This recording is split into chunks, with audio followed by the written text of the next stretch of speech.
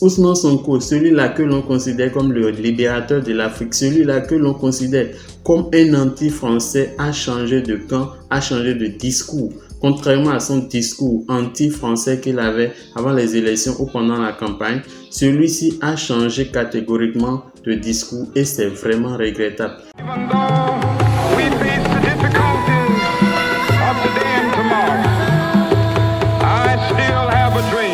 Le révélateur. Judas a trahi Jésus, il a mal fini. Ousmane Sonko est en train de trahir le peuple sénégalais. Il est en train de trahir la mémoire des Africains. Certainement qu'il va mal finir s'il ne changeait pas. Écoutez plutôt Ousmane Sonko. Pourquoi notre logique, c'est de travailler au rapprochement entre tous les peuples africains et particulièrement les peuples voisins, les pays voisins. Et c'est pourquoi le président Bassirou Diomaye Faye, dans son discours et dans les actes qu'il pose, œuvre inlassablement pour que nous puissions maintenir ce cadre que nous avons, qu'est la CEDEAO. Nous ne pouvons pas encourager une énième scission, alors que partout dans le monde, les gens essaient de tout faire pour se renforcer dans des regroupements très forts. Et voilà, j'espère que vous avez entendu. C'est Ousmane Sonko qui parle comme ça aujourd'hui, que nous ne pouvons pas permettre une énième scission. Autrement dit quoi? Même quel que soit ce qui se passe au sein de la CEDEAO, lui, Ousmane Sonko, il préfère rester dans la CEDEAO. Il préfère cautionner les actes de la CEDEAO. Quand il y a coup d'État, la CEDEAO prend des mesures drastiques. Il cautionne tout ce qui se passe au sein de la CEDEAO. Le fait que c'est depuis l'Occident qu'on décide de ce qui va se passer en territoire CEDEAO. Aujourd'hui, ce Ousmane Sonko que vous et moi connaissons cautionne les actions de la CEDEAO. Il dit nous ne pouvons pas permettre une énième scission. Il est devenu un problème pour les États de l'AES. Une menace terrible. Il a fini par rejoindre Macky Sall avec son président. Tout le monde croyait que cela était de l'autre côté, mais en réalité, ils sont du côté de la France. C'est vraiment dommage. Comment Ousmane Sonko peut soutenir encore les actions de la CEDEAO? Écoutez à propos de la CEDEAO. Les gens ne payent même pas leurs cotisations. C'est l'Union européenne qui paye leurs cotisations. Et c'est eux qui complètent leur budget.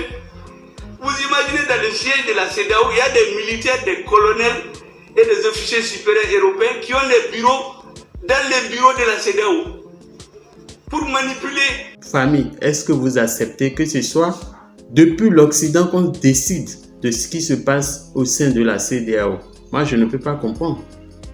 Vous avez une institution qui est basée en Afrique pour les Africains et c'est depuis l'Occident on commande. C'est depuis l'Occident on dit ce qui va se passer. C'est vraiment dommage, c'est malheureux.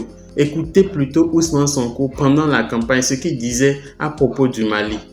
Féliciter nos frères maliens, de leur dire qu'ils font notre fierté, de les encourager à rester dans ce siège, d'encourager le président Assimi Goïta, parce qu'il n'a pas perdu la face.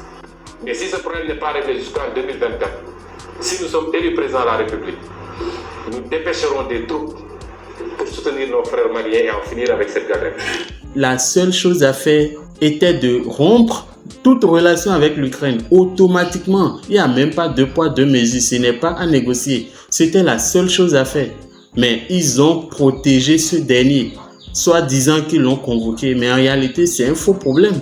Quelle convocation? La convocation a servi à quoi? À réveiller ceux qui sont décédés, les soldats morts sur le front? Ce n'est pas possible.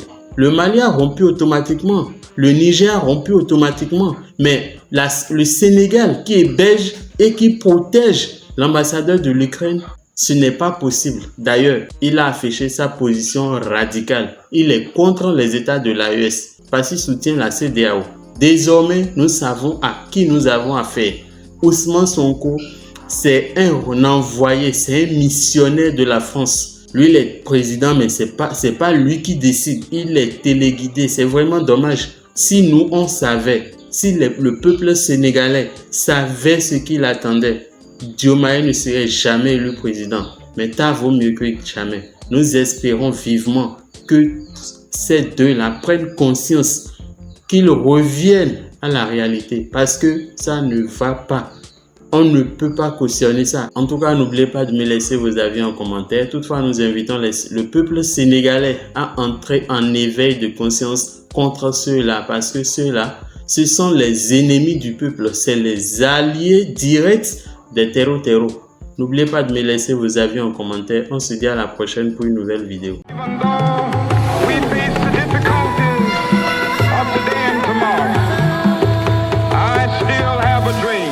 Le révélateur.